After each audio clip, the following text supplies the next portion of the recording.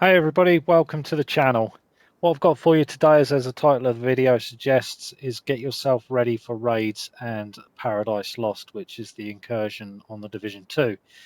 So what I'm going to do is I'm going to showcase three builds. For those that don't know, I stream every Sunday with my team and we take people through the raids, both Dark Hours and Iron Horse, to help them get the Eagle Bearer and the Ravenous. It's absolutely free. It doesn't cost you anything. We have a joke in the team saying if we get you the exotic, it will cost you a sub to my channel, which is free anyway. So it doesn't cost you anything. It just means you've got to give up half an hour of your time to come through the raid with us, or an hour of your time to come through Iron Horse with us. It takes half an hour for Dark Hours roughly, and roughly an hour for Iron Horse. Paradise Lost we can do in about 25 minutes for new players. So this video is aimed at the new players to the game and returning players, because we've had so many people lately join us for the raid and the build they're wearing is pretty rubbish really, and not really adequate to take them through the raids. These builds are pretty generic. They're quite easy builds to put together. We've got Countdown nowadays. You can jump in Countdown and farm these pieces quite easily. So I'm going to highlight the builds for you. These are the three builds that I suggest that you farm for to help you and the team that you're running through the raid with. Because if you've got a pretty crap build, it's harder to take you through because you're dealing a little less damage. The ads in the raids are sort of legendary level, and the more damage you've got, the better. So let's go through the builds that I suggest you farm for the raids and the incursion. Right, the first build we're going to look at is the red Crit DPS build, which is the pretty bog standard, all crit chance, crit damage build. So as you can see, my specialization is the Demolitionist. I like people wearing this on the raids, at least one or two in the subgroup, because you're given 5% damage to targets out of cover on the tree of the specialization. So that's why I like this specialization. So as you can see there, my AR of choice is the St. Elmo's engine. And as you can see there, it's fully optimized. It's at 22% weapon damage, but that's just because I've expertised it.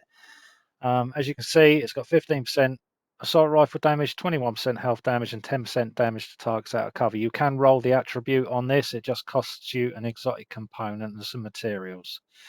The talent on this gun is Actum Est. Shooting an enemy with this weapon will give you 1 stack. At 100 stacks, the next magazine will be 100% filled with shock ammo. We still bring players into the raid that haven't actually got this yet. If you go into Countdown, target loot, assault rifles, you can pick it up quite easily. So that's the assault rifle I use. My secondary is a Baker's Dozen. This is the rifle I've always got on a crit build. It's a really good rifle. As you can see there, it puts out plenty of damage. As you can see, it's got 15% rifle damage, 17% crit hit damage, and again 10% damage to targets out of cover. The talent on this gun is Perfect Lucky Shot. Magazine capacity is increased by 30%. Missed shots from cover have a 100% chance to return to the magazine. The pistol in this slot is just the TDI car custom. If you haven't got one of these drop out of named item caches. So let's have a look at the build itself. It comprises of a mask, chest piece, holster, knees, gloves, and a backpack. So let's go through them one at a time. The mask first is the exotic mask, the Coyote's mask. This is a good mask to use for a red crit DPS build. As you can see there, it's max rolled, 15% weapon damage, 6% crit hit chance, 12% crit hit damage, and an 11.9 crit hit damage mod. The talent you get on this mask is a Pack Instincts. You and all allies gain a bonus based on the distance of the last enemy you hit. 0 to 15 meters, 25% crit hit damage. 15 to 25 meters, 10% crit hit damage and 10% crit hit chance. And 25 meters plus is 25% crit hit chance. Again, very good mask to use on a red crit build. As you can see here, I've got 3 pieces of the Providence Defense brand set on. So I get 3 brand set bonuses, which is 15% headshot damage, 10% crit hit damage, and 15% crit hit chance. Sorry, 10% crit hit chance, 15% crit hit damage. That's because I've got 3 on. So as you can see, this is rolled with weapon damage and crit hit chance, crit hit damage, both maxed out at 6 and 12%, and an 11.9% crit hit damage mod on it. The talent I've got on this chest piece is Unbreakable. When your armor is depleted, repair 95% of your armor. Cooldown 60 seconds. The more experienced you get in the raids and get in the gameplay itself, you can change this to Obliterate, or you can even change this to Glass Cannon. If you're really confident of the game, you can wear the named piece, which is the Sacrifice, which gives you perfect Glass Cannon.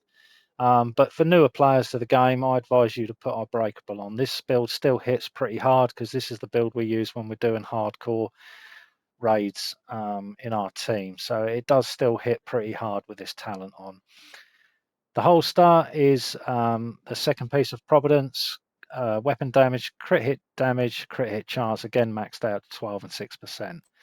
The backpack I've got on is the third piece of Providence. As you can see, weapon damage, crit chance, crit damage, and a 12% crit damage mod on it. The talent I've got on this is Vigilance. Increase total weapon damage by 25%. Taken damage disables this buff for 4 seconds.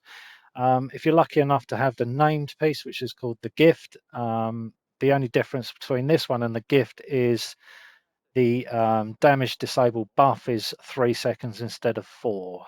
So don't worry about it if you haven't got it, because this one is plenty good enough. You're only talking about a second.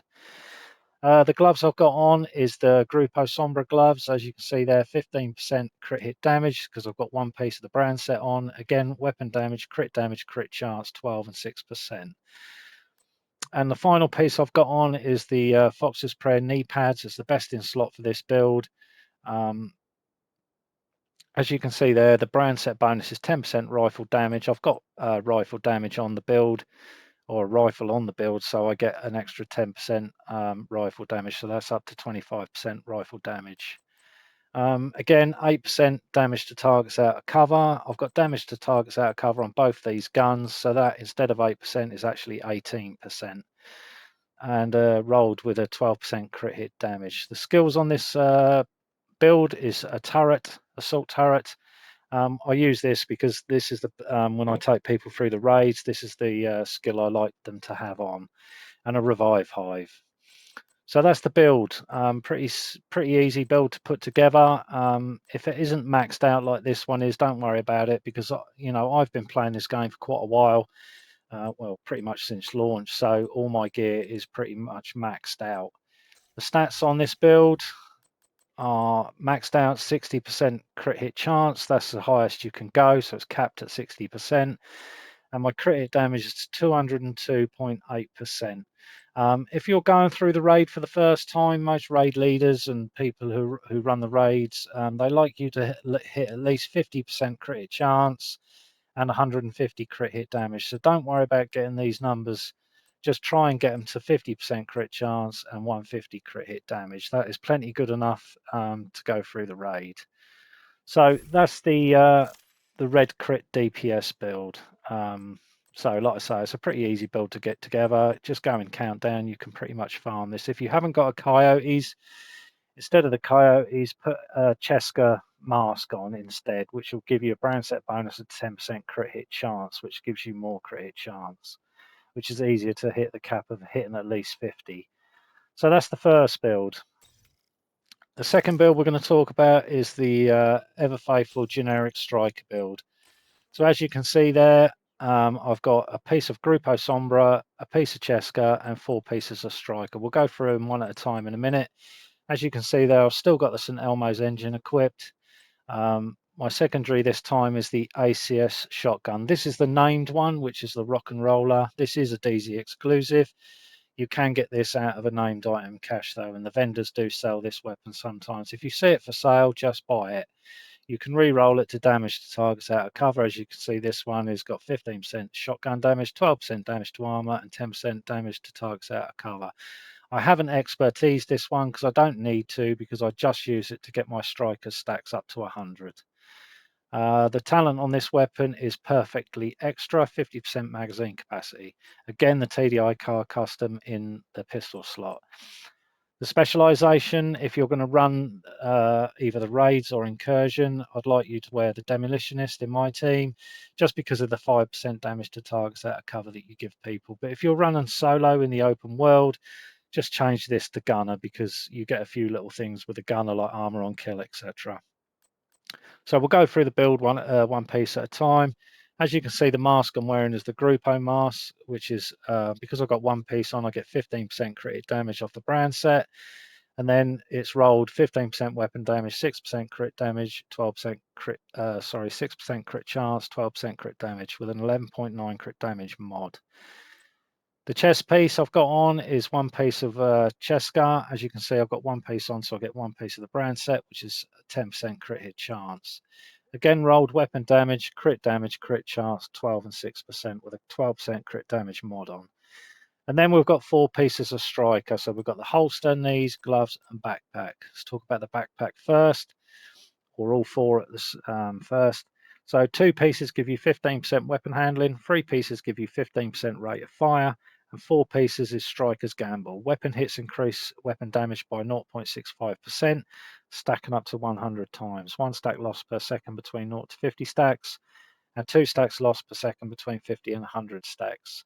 Because I've got the backpack on, we get an extra little talent, which is called risk management. Increases total weapon damage gained per stack of striker's gamble from 0.65% to 1%. So if you go back up to this, striker's gamble, weapon damage is not 0.65%. Because I've got the backpack on, it's now 1%. So it's 100%. So yeah, what you basically do is, as you know, those that do know this build and have used this build, you just stack your strikers with the shotgun, because each pellet counts as 1 stack. So I don't know how many pellets are in per cartridge, but you get plenty of stacks with this. You can usually stack 100 just using 1 magazine of this weapon. So you just shoot the chunga, shoot the razorback, or whatever you do, and shoot the first couple of free ads to build your stacks up. Switch to your AR, and then you'll be surprised how much damage this build puts out. So the holster is rolled with crit damage, the knees are crit damage, the gloves are crit chance, and the backpack is crit damage with a 12% crit damage mod on it. Skills on this build is, again, assault turret. I like people to run an assault turret if they're running with me through the raids or the incursion. It will be an assault turret, then a decoy. And the same with the raids. It'll either be an assault turret for dark hours mainly, and then Iron Horse, it'll be an assault turret for the first 2 bosses. And then after that, it'll be a decoy for the second 2 bosses. Again, run a revive hive on it. Okay, so that's pretty much the build. Let's have a look at the stats. The crit chance, you can see, is at 58%. You need to get to 60, or as close to 60 as possible. If you've got a Coyotes in the team, you can sort of hit this about 50, 52. And again, you want to be hitting 150 crit damage. Mine's a little bit higher than that because my build's optimized, so it's 175.9% crit damage. So as you can see, that's pretty much the striker build that everyone runs. You can cover like probably 90% of the content this game has to offer running this build. Again, if you're in the open world and you feel like you're taking too much damage, just change one of these to an armor core, or farm for 2. Get 2 holsters, have 1 on weapon damage and 1 on armor.